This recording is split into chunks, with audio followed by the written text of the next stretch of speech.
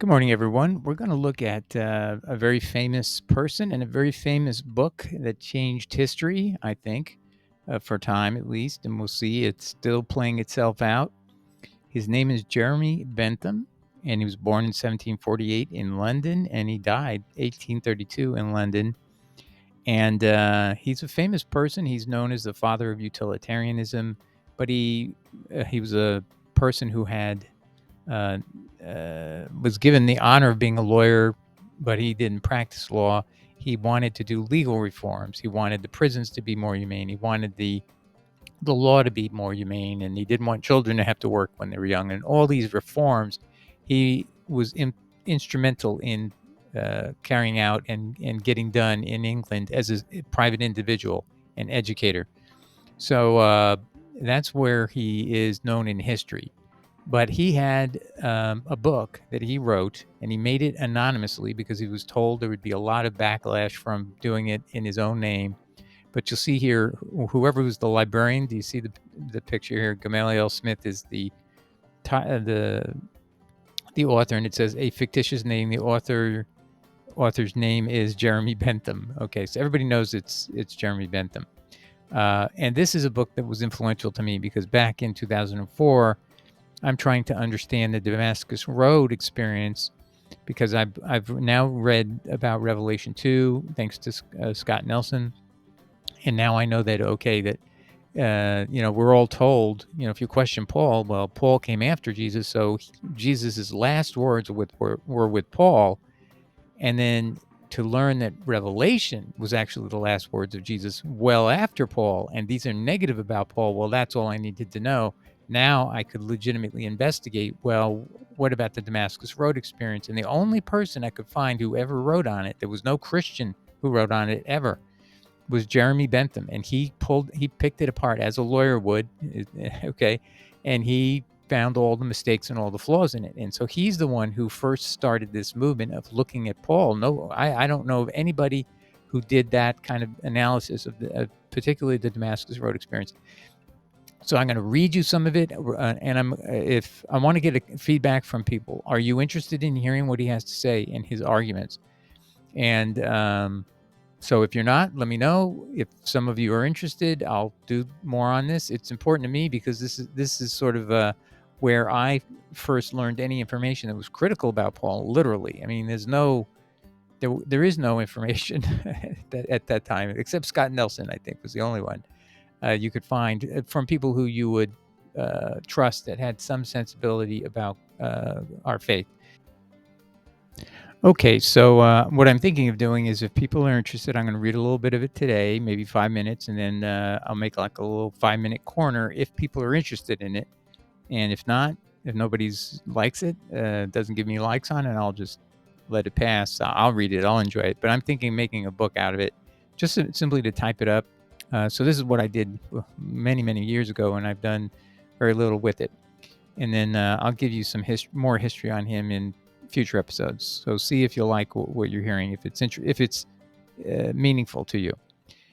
One thorn still remains to be plucked out of the side of this so much injured religion, and that is the addition made to it by Saul of Tarsus, by that Saul who under the name of Paul has, as will be seen, without warrant from and even in the teeth of the history of Jesus, as delivered by his companions and biographers, the four evangelists, been dignified with the title of his apostle, that is to say, his emissary, sent out by him, sent out by that Jesus, whose immediate disciples he so long persecuted and destroyed, and whose person, unless dreaming of a person after his death, or professing to have dreamt of him, is seeing him he never saw.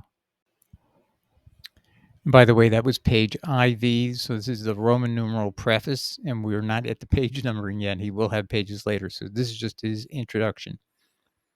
The dissensions which at all times have had place among persons professing the religion of Jesus are but too notorious.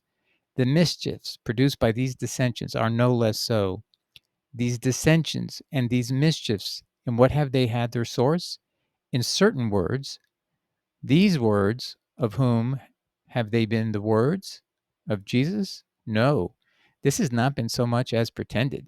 Of Paul, and of Paul alone, he giving them all along not as the words of Jesus, but as his own only, He all along preaching, as will be seen, in declared opposition to the 11 who were undisputably the apostles of Jesus.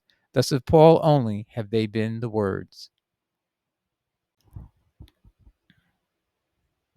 That by these words, and consequently by him whose words they were and are, all the mischiefs which have been imputed to the religion of Jesus have been produced, insofar as the dissensions from which these mischiefs flowed have had these words for their subjects, cannot be denied.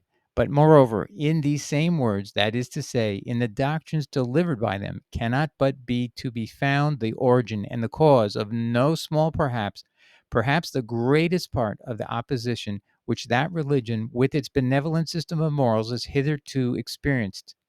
I'm going to pause there. He's saying the opposition we've actually received is because we have Paul in our midst, not the praise. Because Paul will be rejected by most people who walk out the door and you don't even know it. You think you have this wonderful gospel, but they read him and or hear what he says.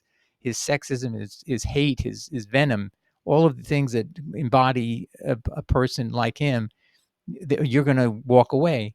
But the other half of us who are appealed by Jesus may hang in there to just wait and see, is there something I can find in this religion? And that's where most of us are, or our parents or our forefathers were. But this is what he's saying is we need to realize as Christians that we are repelling the world by having this person in the New Testament, in the New Covenant scriptures. Anyway, I just wanted to make that point here. Okay, so he says, perhaps the greatest part of the opposition which that religion with its benevolent system of morals has hitherto experienced. If this be so, then by clearing it of this encumbrance, he means Paul, not only as yet unexampled purity, but additional extent may not unreasonably be expected to be given to it. Page VI. It was by the frequent recurrence of these observations that the author of these pages was led to the inquiry whether the religion of Paul, as contained in the writings ascribed to Paul, and with a degree of propriety which the author sees no reason to dispute, whether the religion of Paul has any just title to be considered as forming a part of the religion of Jesus. Let me read that again. Whether the religion of Paul has any just title to be considered as forming a part of the religion of Jesus. So he's going to examine, does he really belong next to Jesus? The result was in the negative. The considerations by which this result was produced will form the matter of the ensuing pages. If by cutting off a source of useless privations and groundless terrors, comfort and inward peace should be restored or secured, if by cutting off a source of bitter animosity, goodwill, and peace from without should be restored or secured, if by the removal of an incongruous appendage, Paul, acceptance should be obtained for what is good in the religion commonly ascribed to Jesus, obtained by at the hands of any man, much more of many, to whom at present it is an object of aversion, meaning we become an object of aversion because of the presence of Paul. If in any one of these several ways, much more if in all of them, the labors of the author should be crowned with success, good service will, so far, and on all hands be allowed to have been rendered to mankind. Whosoever, putting aside all prepositions, I think he means assumptions or presuppositions, feels strong enough in mind to look steadily at the originals, and from them to take his conceptions of the matter, not from the discourse of others, whosoever has this command over himself will recognize, if the author does not much deceive himself, that by the two persons in question, as represented in the two sources of information, he's talking about Jesus and Paul, the Gospels and Paul's epistles, two quite different, if not opposite religions are inculcated. Let's hear that again. Two quite different, if not opposite religions are inculcated, and that in the religion of Jesus may be found all the good that has ever been the result of the compound so incongruously and unhappily made in the religion of Paul, all the mischief which is in the disastrous abundance has so indisputably flowed from it. And I'm going to pause here. Okay, so I'm going to pause the reading there, and then what I'm thinking of also doing, and I want input on this from anybody who wants to give me an opinion, is I can give a little bit of biography on Bentham each time, so we get a little deeper understanding of him, and also I'll show you. Let me show you this, and then I'll ask the question. So I have an article online that talks about Jeremy Bentham and the reviews of the book, this particular book, the history of its writing and its impact in world history. It had a significant impact. There's a more modern book written about it. I'll talk about that in a minute, or maybe in another episode. So anyway, here's what we have on the page. As Wikipedia notes, Not Paul, but Jesus, 1823, was published under the pseudonym of Gamaliel Smith by Jeremy Bentham. That's under the article Jeremy Bentham in Wikipedia. So there's no question he wrote the book. And he's a very, very famous person. Um, and then I found research to find the books that would attack it or criticize it. So there was a first critical review at Critica Biblica, page 234, and there's a second critical review, page 280, and I have these works. And then let's see here. Then a rebuttal was written by David Bowker Wells, St. Paul Vindicated, first reply, so on. And then let's see what else. And then there was a second reply by Thomas Smart Hughes. And okay, so that's it. So one thing I always like to do is I like to look at rebuttals, because oftentimes rebuttals are actually the key. How strong can you make a rebuttal to what he's saying? And what are they not rebutting? And that's how you know what weaknesses and strengths various arguments have. So not every argument is great. I've heard frivolous arguments made against Paul. You just toss those out. They're not useful, you know.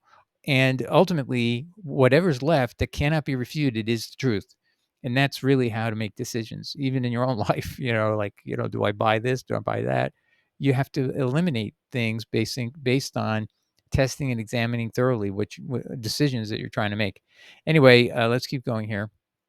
And this was JSTOR. This is an article called Bentham on the Rights of Women. And this person writes, Not Paul, but Jesus was an attempt on Bentham's part to show the error of the church in following the teachings of Paul rather than Jesus. And so this is Miriam Wilford in an article or book that's at JSTOR called Bentham on the Rights of Women. So he was an advocate of women's rights, I should say, right to vote, right to work, all the things that have come to pass in time.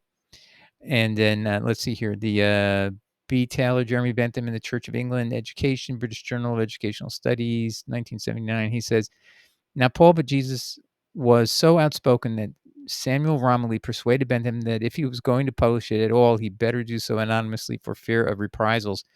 This Bentham rather uncharacteristically chose to do. Yes, all of his works were in his own name, but this one he chose not to. And it just tells you, I mean, a guy got killed just 200 years earlier, let's see, 18, maybe less than 200 years earlier, for saying that he doubted the virgin birth. He gets executed and burned at the stake. So this is England, and so this isn't far away from that time period. And I'll just give you a little bit of its history of its origins, but there's a lot written. So I'm just giving you a little taste here at the end here. It is not clear that Bentham when he first began the work on Not Paul but Jesus, but one of the earliest manuscripts found so far is dated the 27th of July, 1816. And this is in there are people who are actually dedicated to his life and maintaining his legacy. So he is that famous that even hundreds of years after his death, there's people who respect and follow this man to quite an extent, and they are willing to preserve his documents. He has an honorary position at the College of London, I think it is, and so on. Okay, she's talking about the earliest date, 1816, and then perhaps under the continued influence of his surroundings, as well as the company of James Mill and Francis Place, both of whom were professed atheists, Bentham continued to think about religion and worked on the third of his religious works, Not Paul but Jesus, while Place was at Ford Abbey in 1817.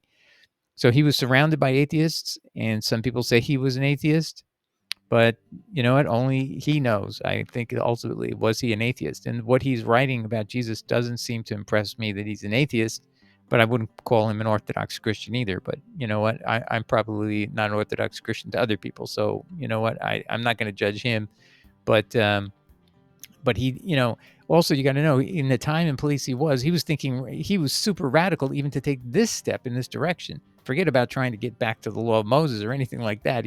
That's like the last thing you have to worry about. You have to worry about, can you even question Paul in order to break free of Paulinism? And that's a huge leap. People today, you just take it for granted. You can freely have this belief, and you can take it even further. We need to act on it. We need to change our lives. We need to do Sabbath. I mean, he's not even anywhere close to that. He's just trying to get Jesus back into the conversation. So you got to understand, he took the first brave step, and so we really need to honor him, even if we wouldn't say he's like thinks exactly like the people who would come later in time. It would be basically the rebirth of Christianity is really what's happening here, of true Christianity. That's what we're hoping, right? That's what the whole aim here is, to follow the master. He came first and he was the last too. So nobody like Paul should interfere with his mission and place in history and in our hearts, and ultimately our salvation depends upon us ultimately being saved through his blood and through him, and then serving him as our king in heaven, appointed by the Father. So that's, I mean, so this whole thing, he broke this door open. He opened the door to say, hey, we can question this guy Paul, and he did a good job, you're going to see. So that's why it's still around. He did an excellent job, and other people have picked up on it. And he was the only one who's talked about the Damascus Road experience and did a very thorough deconstruction of it. And that's where a lot of people got their ideas from. They don't maybe even know where it came from, but it came from him. Okay, God bless. Take care.